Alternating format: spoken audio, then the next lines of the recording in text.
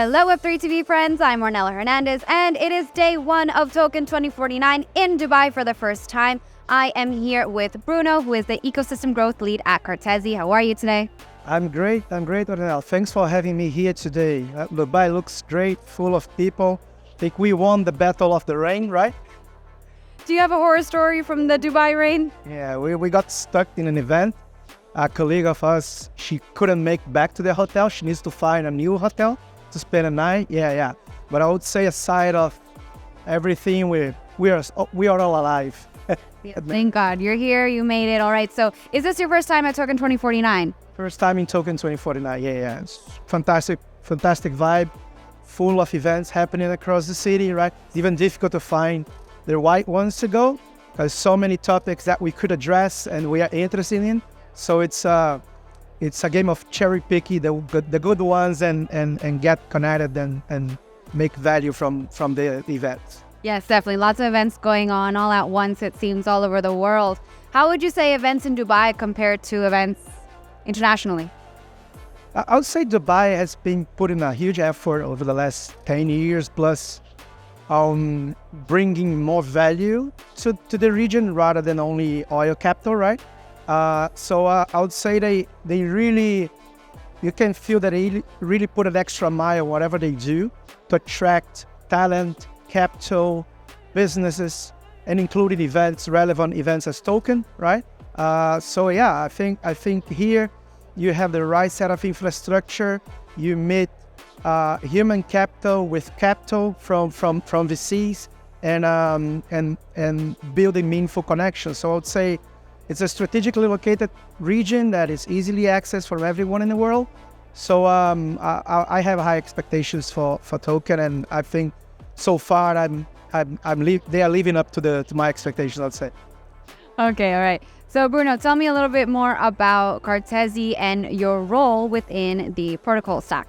Okay, thank you. So thanks for asking. Actually, Step Back Cartesi is a project that addresses, I would say, the infrastructure limitations that we have in blockchain, right? If you give a step back, you'll see that so far we haven't been able meaningfully to move ahead too much from, I would say, financialization, right? We are still stuck around this in financialization of everything, right? Which is super use case, don't get me wrong. There's a humongous value on that.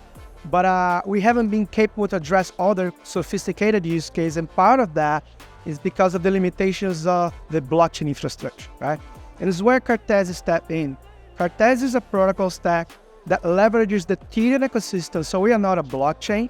We leverage what people built because we firmly believe in collaboration, right? So we build it on top of Ethereum. And we have this modular execution layer. And what it means that Cartesi protocol stack is a VM, a virtual machine, that has specially built by us. And this VM is based on an architecture called RISC-V architecture and boots an entire Linux OS. And what did it mean? I said, oh my God, what it means, right? Lots of terms there. Why this is relevant, right? This VM has a whole operating system inside.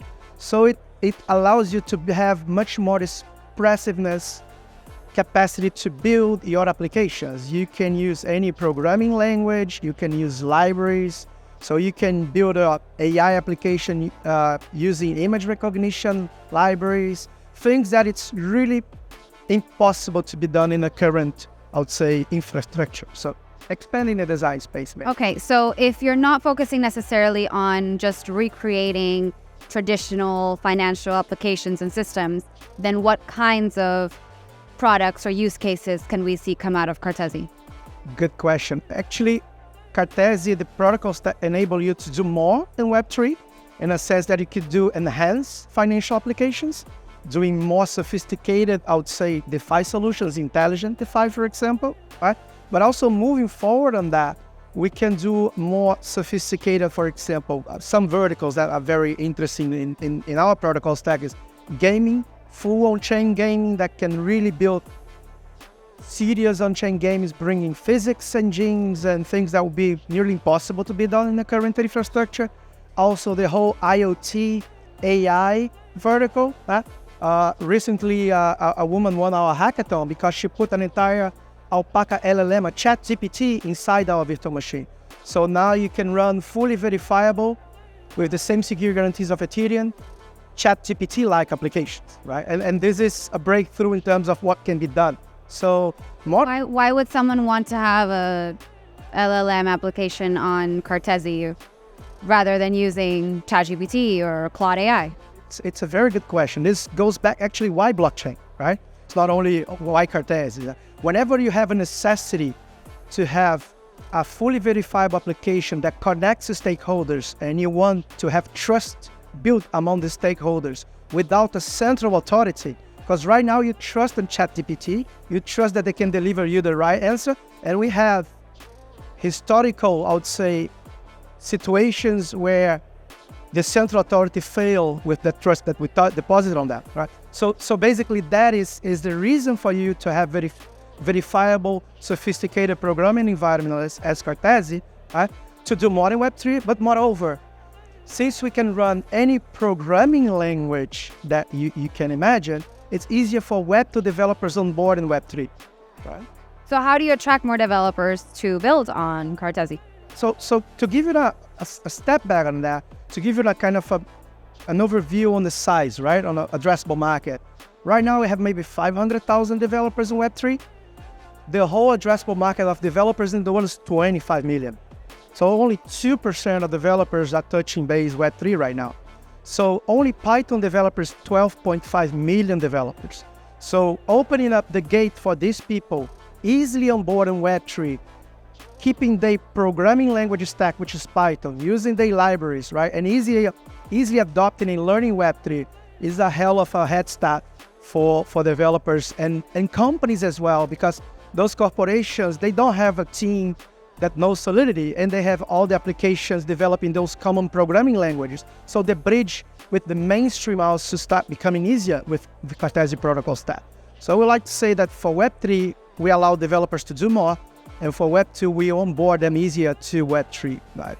And in general, what would you like to see more of? Whether it's more types of certain applications, more developers like we spoke about before, or I don't know, well, what does this industry need to succeed and grow?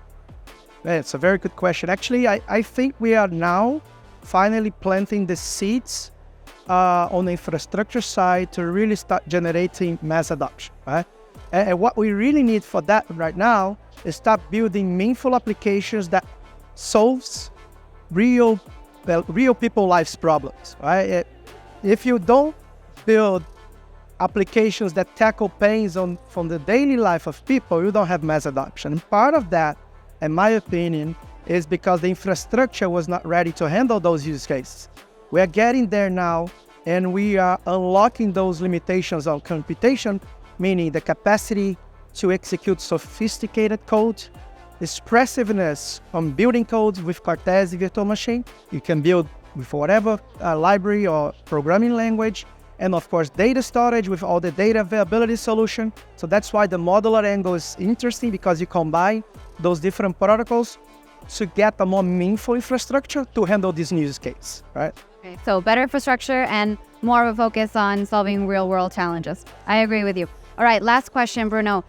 Since we are at Token 2049, I wanted to ask if there is a memory, an experience, a person, something that you could tokenize, something that you would put on chain as an NFT if you could, whether from your personal life or your professional life. So a moment. I would say that when we launched our first application on mainnet, and it was a very novel way to launch application specifically roll up on the map chain on mainnet. That was an application that challenged the whole community to come and try to break our own infrastructure, right? Because we believe that the unnegotiable ethos of blockchain is safety and security, because we decentralize the trust, right? So you need to be reliable. So inviting the whole community to break our infrastructure, and so far nobody has managed to do it, right? It was a great moment. I would like to put that on NFT, the honeypot. I like it. All right. Well, thank you so much for your time, Bruno, and enjoy the rest of the conference today. Thank you, Ornella. Thanks for having me here, and have a great conference for you as well. Thank you, guys.